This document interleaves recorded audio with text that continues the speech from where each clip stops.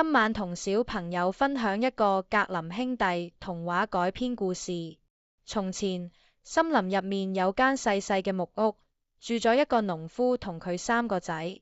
最細嗰個仔，大家都叫佢小傻仔，因為佢老實純真，成日俾哥哥笑佢笨手笨腳。不過小傻仔從來唔嬲，做人好溫柔，好善良，對人都係真心嘅。有一日，大哥去森林斬柴，阿媽俾咗佢蛋糕同葡萄酒做午餐。途中，大哥遇到一個白頭髮嘅老爺爺，老人肚餓，想分啲食物。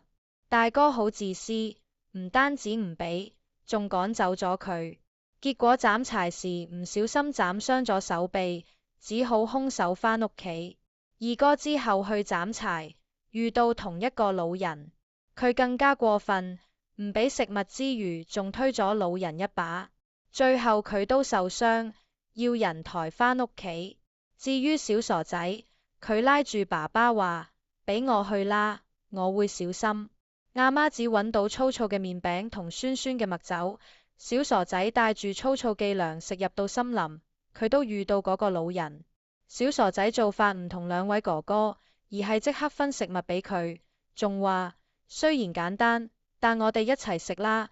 神奇嘅事發生咗，麵餅變成香甜蛋糕，麥酒變成美味葡萄酒。